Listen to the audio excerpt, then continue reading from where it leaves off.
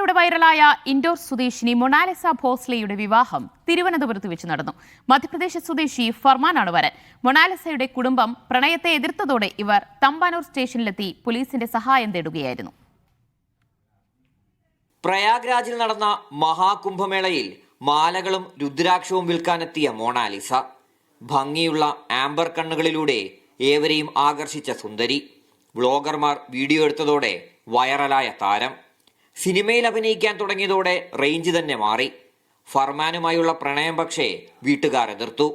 Thiruvananthapuram പൂവാറിൽ cinema ഷൂട്ടിങ്ങിലായിരുന്ന ഇരുവരും വിവാഹം നടത്താൻ സഹായം ചോദിച്ചെത്തിയത് തമ്പാനൂർ പോലീസിന്റെ അടുത്ത്.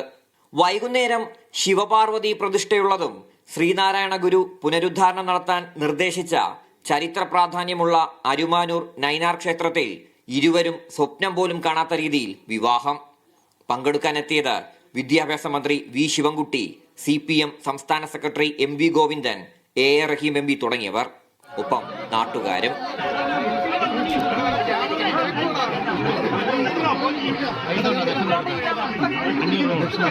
കേരളം സ്നേഹത്തോടെ സ്വീകരിച്ചെന്ന് വധൂവരന്മാർ. केरला मुझे अच्छा लगा, यहाँ के लोग बहुत ही अच्छे हैं। यहाँ पे हम घूमने के लिए हमें ये मंदिर अच्छा लगा और यहाँ पे केरला के लोग बहुत अच्छे हैं, इसलिए हमने चूज किया कि हम यहाँ पे ही शादी करेंगे इसी मंदिर से. യഥാർത്ഥ കേരള സ്റ്റോറി എന്ന് പറയുന്നത് ഈ കല്യാണമാണ്. നമുക്ക് കേരളത്തിലെ മുഴുവൻ ജനങ്ങൾക്ക് അഭിമാനിക്കാം.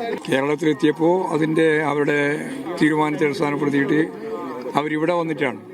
ആ തീരുമാനത്തെ മനുഷ്യൻ പൊതുവെ, സമൂഹം പ്രത്യേകിച്ച് പൂർണ്ണമായ അർത്ഥത്തിൽ പിന്തുണ നൽകുന്നു എന്നുള്ളതിന് സാക്ഷി നിൽക്കുന്ന നാടാണ് കേരളം.